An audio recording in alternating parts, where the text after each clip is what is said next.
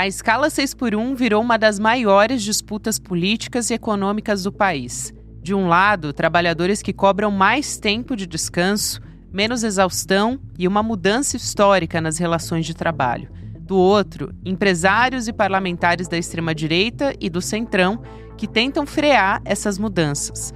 A proposta original prevê o fim da escala 6 por 1 e a redução da jornada semanal de 44 para 40 horas. Na prática, trabalhadores teriam 2 dias de descanso remunerado na semana. Mas o texto virou alvo de uma forte disputa nos bastidores de Brasília. Deputados do Centrão e da extrema-direita apresentaram uma emenda assinada por mais de 170 deputados.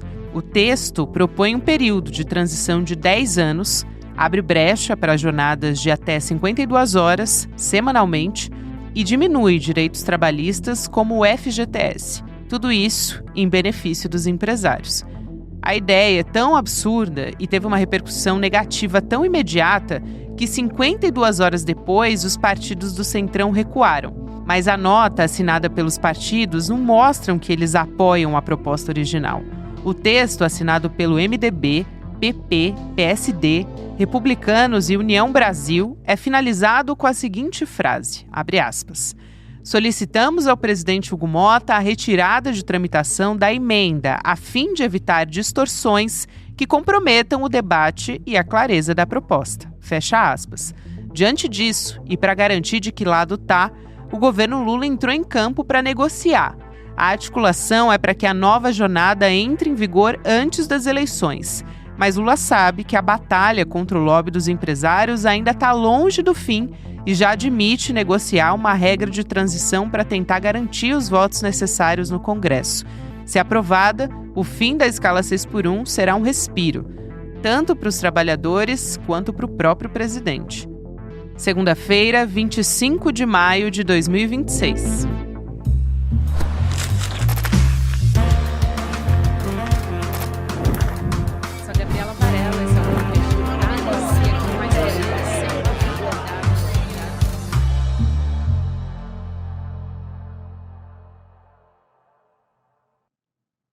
Olá, seja muito bem-vindo, seja muito bem-vinda. Eu sou a Gabriela Varela, está começando o Videocast em Detalhes aqui no SL Notícias.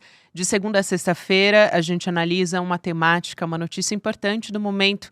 Hoje a minha convidada é professora e pesquisadora, é a Marilane Teixeira, que é do CESIT, o Instituto de Economia da Unicamp. Professora, bem-vinda mais uma vez.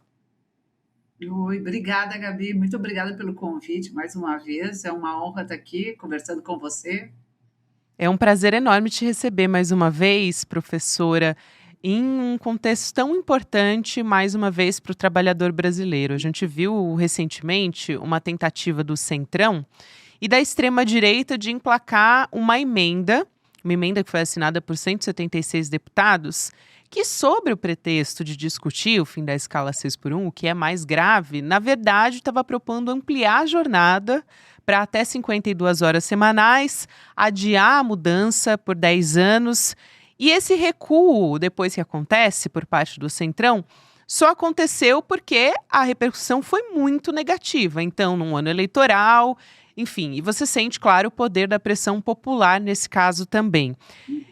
Só para trazer aqui um dado, 7 em cada 10 brasileiros apoiam o fim da escala 6 por 1, segundo a pesquisa da Genial Quest, que saiu neste mês. Eu quero te ouvir primeiro sobre essa tentativa desses parlamentares, depois a gente pode falar mais especificamente de algumas figuras da extrema-direita que ainda estão insistindo em assumir esse papel, que na verdade me deixou surpresa, viu, professora? Porque eu imaginei que num ano eleitoral ninguém ia querer assumir um desgaste tão grande, um desgaste da imagem pública, né, e política. Mas quero ouvir sua análise primeiro. Ok, obrigada, Gabi. Bom, realmente foi muita ousadia, né, nesses últimos dias, essa tentativa de apresentar uma emenda que, sem dúvida nenhuma, vai contra a contracorrente de tudo que nós estamos, nesse momento, discutindo, que é justamente uma legislação que permita ter uma redução de jornada de trabalho com uma redução nos dias, né, trabalhados. E essa tentativa, né, na verdade, reafirmar uma ideia, né, um conceito que eu acho que está presente entre esses parlamentares de direita e de extrema-direita, que é essa ideia da liberdade econômica, da liberdade individual. Então, para se contrapor a uma legislação que, segundo eles, ingessa e, obviamente, beneficia fundamentalmente a classe trabalhadora, quem vive, né, do suor do seu trabalho, apresenta uma proposta que amplia, né, abre a possibilidade de ampliar ainda mais a jornada de trabalho. Hoje, de 44 horas, pode chegar a 52, com essa ideia de que quem quer trabalhar mais pode, digamos que você muda, né, a lógica, ou seja, o salário é salário por hora. Então, se a pessoa quer trabalhar mais, ela vai poder oferir uma renda maior. Se ela quer trabalhar menos, ela vai ter uma renda menor, né? Quer dizer, é uma ideia absolutamente esdrúxula, né? Que obviamente não funciona, mas eu acho que é uma tentativa de certa forma, dar um significado para esse debate e tentar dar uma resposta também para os setores patronais, porque assim como eles dependem do voto popular para se reeleger, eles acreditam que a memória das pessoas, a memória do povo, a memória da classe trabalhadora é curta, né? Então, eles acham que podem fazer o que eles querem, daí no segundo semestre eles podem pintar como os grandes defensores dos interesses da classe trabalhadora e que as pessoas não vão lembrar desse episódio. E, ao mesmo tempo, obviamente, eles têm compromissos com os setores empresariais, com os empregadores, porque são esses, inclusive, que sustentam, né, financeiramente as suas campanhas milionárias, né? Então, é uma forma deles agradar, obviamente, uma boa parte dos agentes econômicos, dos setores econômicos, que hoje, cada vez mais, tem que ser colocado publicamente contra qualquer possibilidade de redução da jornada com redução no número de dias pagos, né? Isso é muito esclarecedor, professora, porque até quando a gente pega, por exemplo, o posicionamento do presidente Lula, que tem esse perfil bastante conciliador, ele tenta esclarecer a todo momento, né, conversar com esse setor do empresariado, dizendo, olha, não vai ser imposto na marra, vai respeitar a realidade de cada categoria, né? Teve que fazer esse posicionamento e esse diálogo o tempo todo com o empresariado. Agora, enquanto o Centrão recuou, né, justamente para evitar esse desgaste eleitoral, os parlamentares da extrema-direita, e aí tem algumas figuras que ficaram mais carimbadas nesse caso, o Nicolas Ferreira, a Júlia Zanatta, que gravou um vídeo dizendo, se você não acha que tem que trabalhar esse tanto, então não deveria ser meu eleitor, porque ela foi questionada pelos eleitores, né? Mas mantiveram o apoio à ampliação da jornada. O Flávio Bolsonaro foi publicamente, eu achei assim incrível essa lógica dele, porque além de estar passando por esse escândalo da Vaza Flávio e do Bolsomaster, então já tem um desgaste natural na pré-campanha dele, também vai lá e faz uma declaração sobre o fim da escala 6x1. Então é realmente de ser estudado. Mas ele sugeriu pagamento por hora trabalhada, entrando naquela falácia, né, de que tem que flexibilizar, de que é preciso modernizar, só que na prática sempre indo contra o direito do trabalhador. E aí nas redes sociais, principalmente, esses vídeos viralizaram, foram compartilhados, né, a carinha de cada um deles, e isso tem um impacto concreto ou é mais simbólico? Quer dizer, essa pecha, né, para esses parlamentares que se dizem populares, mas que estão votando contra a classe trabalhadora e assumindo essa posição.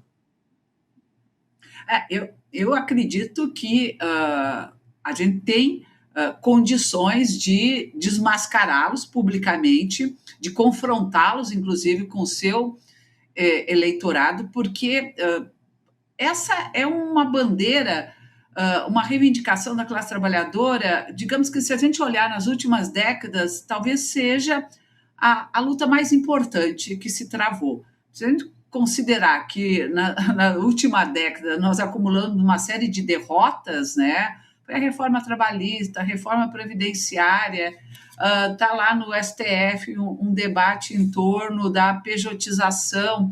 Então, todo o tema do salário mínimo, né? A gente tem travado uma luta importante de manutenção da política de valorização do salário mínimo, mas ainda reconhecemos que tem muito ainda a ser feito. Então, pela primeira vez, ao longo de muitos anos, você tem, de fato, uma bandeira de luta em que ela é expressão do interesse do conjunto da sociedade, e não só da classe trabalhadora, aqueles que vivem de salário mínimo, mas quando você tem 70% da sociedade que está se manifestando positivamente, quer dizer, isso tem uma adesão popular, tem um apelo popular muito grande.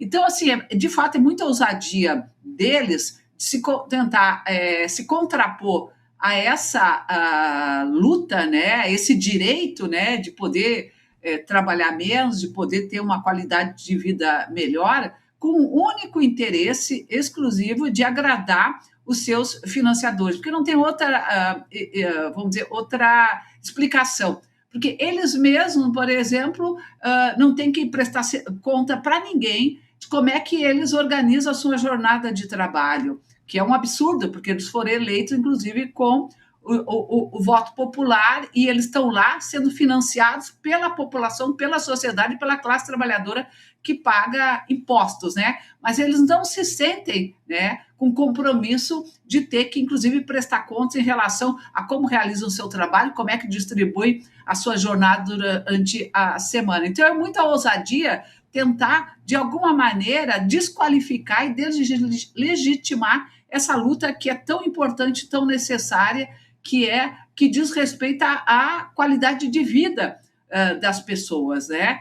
E eu acredito, sinceramente, que uma campanha forte de denúncia nos estados, mostrando quem são os deputados que estão contrários à redução da jornada de trabalho, quais foram os deputados que assinaram essa proposta de emenda que promove uma ampliação da redução da jornada de trabalho e massificar isso ao longo de todos os próximos meses, eu acredito sinceramente que vai ter um impacto positivo.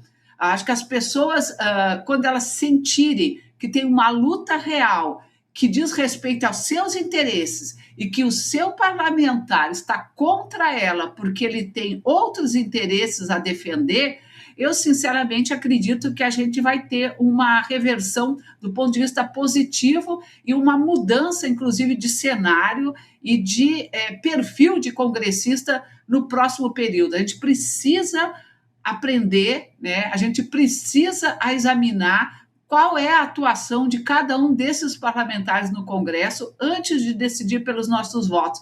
E acho que essa luta é um termômetro importante nesse momento político que o Brasil está vivendo, porque pela primeira vez nos últimos anos a gente tem uma pauta eminentemente de interesse da classe trabalhadora, um direito dela, né? Nós temos 38 anos que o Brasil não tem uma jornada de trabalho reduzida. É um abuso essa jornada de 6 dias de trabalho com apenas um dia de folga. Nós temos dados que mostram os efeitos disso na saúde, na segurança, na qualidade de vida, na produtividade. Então, ou seja, se eles não se dobram para esses argumentos, eles vão se dobrar certamente pela expressão, pela manifestação daqueles eleitores e eleitoras que votaram nesses candidatos. Excelente, professora. E acho que esse contexto é muito importante sempre de a gente reforçar, né? Foi um movimento, esse movimento VAT, né? O Vida Além do Trabalho, que até acabou fazendo com que o Rick Azevedo fosse um dos vereadores mais votados do Rio de Janeiro. Foi uma pauta que nasceu de uma demanda das ruas, né? Claro que levando em conta a história dos movimentos sociais, dos sindicatos também, que carrega essa história na estrutura também, mas é uma PEC que nasce a partir dessa pressão, desse movimento, e ganha força nas redes sociais, né? Então, é algo que toca muito no cotidiano da classe trabalhadora e que você consegue levar para o concreto para o Congresso. Vamos ver como essa semana a gente está gravando na sexta-feira, na segunda-feira a gente tem a votação e acompanhar de perto isso no Congresso. Mas eu queria, sempre que se discute essa redução de jornada, professora, a gente até falou sobre isso aqui na última vez que você esteve. O empresariado, setores da mídia também, da imprensa, meio que agitam um fantasma, parece, né? Que é o fantasma da quebra da economia. Então, tem até estudo dessas representantes, dessas entidades, representantes de indústrias, de shoppings, de associações, né, de compras, prevendo quedas no PIB.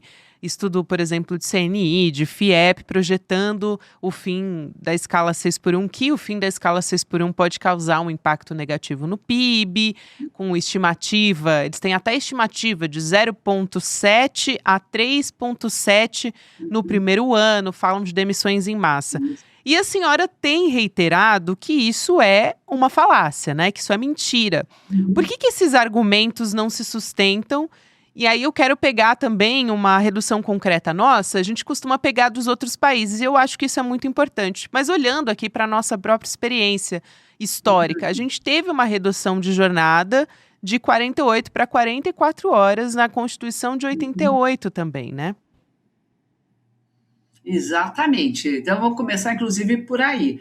Quando nós reduzimos a jornada de 48 para 44 horas, não teve nenhum estudo na época, nem posteriormente, que denunciasse os aspectos negativos da redução da jornada de trabalho naquele momento. Muito pelo contrário, todos os trabalhos que foram realizados posteriormente, eles justamente indicavam, mesmo aqueles que buscavam um argumento negativo, concluíram que, de fato, o que ocorreu foi uma melhora do ponto de vista da criação de empregos. No início dos anos 90, inclusive, tinha um grande debate do ponto de vista econômico, que era os ganhos de produtividade decorrentes aí das mudanças da reestruturação produtiva, da abertura econômica, etc., e os impactos dos ganhos de produtividade, inclusive no tema do trabalho. Era uma coisa que chamava muita atenção, tanto que no início da década de 90, tem estudos que mostram que os ganhos de produtividade chegaram em torno de 7%. Então, ou seja, não se produziu nenhuma evidência naquele momento em relação aos impactos negativos da jornada de trabalho. E não precisa se buscar nos estudos, a gente pode, inclusive, identificar isso, vivenciar isso na prática, na vida real, né? Eu desafio, por exemplo, alguém que diga que foi vítima de uma situação de desemprego, ou se foi para a informalidade decorrente, ou teve seu negócio encerrado, pediu falência por conta da redução da jornada de trabalho. Esse é um desafio que a gente pode lançar e, com certeza, não vai aparecer ninguém fazendo esse tipo de declaração. Então, só que agora, né, volta com força, porque nos últimos anos, os setores, os agentes econômicos, sempre que estão lidando com uma pauta que diz respeito ao trabalho, eles sempre voltam com a mesma ladainha de sempre, que é nós vamos ter queda no PIB, vamos aumentar o desemprego, vai cair a renda, vai ampliar, vai estimular a informalidade, vai comprometer a competitividade das empresas. Então, sempre foi para a discussão em relação ao salário mínimo, foi para a discussão, inclusive foi o pressuposto que eles apresentavam para implementar a reforma trabalhista. Eles diziam que se não tivesse reforma trabalhista ia ser o caos, e depois a gente percebeu, passada a reforma trabalhista, que nenhum desses pressupostos que eles anunciavam como sendo positivos com a reforma trabalhista ocorreu, e agora volta de novo com essa mesma ideia. É uma ideia a gente chama na economia de modelos de equilíbrio parcial.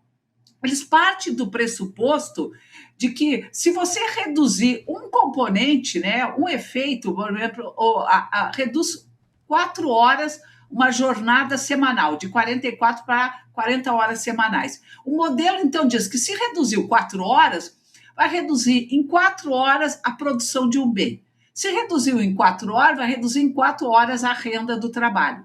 E vai reduzir em 4 horas, então, a quantidade de bens ofertados. Ou seja, eles partem do pressuposto que todos os outros, vamos dizer, componentes se mantêm inalterado. Então, essa ideia de que os efeitos indiretos da redução da jornada de trabalho e os encadeamentos, né, mais amplos que ele gera na economia, justamente com melhoria da produtividade, capacidade de gerar emprego em setores mesmo intensivos em mão de obra, porque são setores, inclusive, que vão ser mais beneficiados quando você tem mais tempo livre de folga para o comércio, para o lazer, para a cultura, para o entretenimento, inclusive para viagens curtas. Então, isso pode ter um efeito positivo, inclusive do ponto de vista da geração de emprego, criação de renda, né? Ampliação de renda, ampliação de consumo.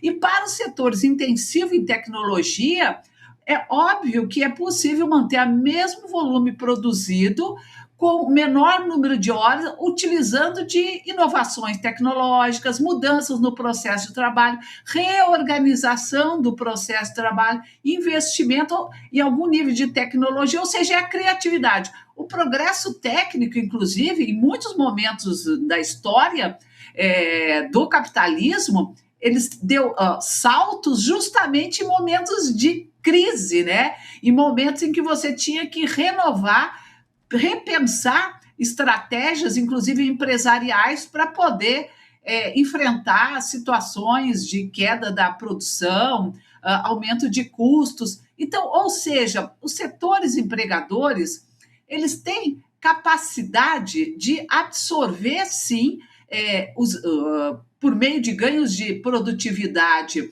uma redução no número de horas trabalhadas, e tudo isso que a gente está observando, seja da CNI, seja da CNTT, seja de pesquisadores, inclusive, que anunciam também que vai ser uma catástrofe, que a produção vai cair, tudo isso é uma forma de fazer terrorismo e de pressão para a sociedade, porque eles sabem muito bem que a primeira coisa, assim, que para as pessoas comum, para nós, para os cidadãs, para a classe trabalhadora, é a perda de emprego, né? As ameaças decorrentes de uma mudança na legislação e na jornada de trabalho. Então, nós certamente vamos fazer um processo de transição para uma nova jornada de trabalho com menos dias trabalhados, em que esse impacto todo que está sendo anunciado, ele não vai acontecer, as pessoas não vão deixar de consumir, porque elas reduziram a sua jornada em 4 horas semanais, porque o pressuposto da redução da jornada de trabalho é justamente a manutenção dos salários, só que o pressuposto deles é diferente. É como se eu reduzisse em 4 horas no trabalho e, vamos dizer, o Brasil inteiro trabalharia durante 5 dias e 2 dias todo mundo iria ser congelado e voltaria no terceiro dia. Não, a dinâmica econômica segue, os setores que são fundamentais, inclusive do ponto de vista setores essenciais, comércio e serviço, eles vão continuar oferecendo seu serviço durante os 7 dias da semana. O que nós estamos dizendo é que as pessoas vão ter 5 dias de trabalho, 2 dias de folga, e as empresas, né, esses setores vão ter que se reorganizar, contratar pessoas para poder suprir as necessidades de mão de obra, para poder fazer frente às folgas que o trabalhador vai passar a ter direito, né? Então é isso. E esse custo, o os estudos também mostram, o IPEA, inclusive, divulgou recentemente, que o impacto vai variar de setor para setor, porque depende do peso da folha de pagamentos sobre o custo total. Você imagina, tem setores econômicos que a folha de pagamento corresponde a 20%. Então, por exemplo, se eu tenho um aumento de 10%, com a contratação, eu vou calcular 10% sobre 20% e não sobre 100%. Então, eu vou passar a ter um custo, ao invés de 20%, de 22%. Se eu tenho um custo de 50% sobre o custo total, só com folha de pagamento, e eu aumentei em 20%, eu vou ter um aumento X, né, de 10%. Então, é 10 sobre 50%, Sim. que vai dar em torno de 60%. Então, esse cálculo que as empresas não gostam de mostrar, que elas escondem, para justamente promover esse terrorismo que está sendo feito hoje por meio e com apoio da grande mídia, né? Diga-se de passagem. Com certeza. Um dos aspectos que eu queria trazer aqui, professora, e você acha que já assim, contemplou praticamente todos, né? A esclarecer, a desconstruir, na verdade, essas principais falácias sobre um suposto impacto que o fim da escala 6x1 teria no Brasil, um efeito negativo, né? Que é o que esses estudos que aparecem dessas confederações querem fazer a gente crer. Por exemplo, de que a medida vai quebrar os pequenos negócios, e existe, claro, um argumento legítimo, né, sobre a dificuldade dos pequenos negócios em absorver os custos imediatos, mas isso está contemplado, né, tem proposta para isso, de uma transição diferente, enfim, incentivos específicos para micro e pequenas empresas, sem que isso precise desidratar a PEC, né, sem que você precise colocar um jabuti nessa PEC. Tem também que a redução da jornada vai gerar inflação e desemprego, que vai diminuir a produtividade no país, você também falou.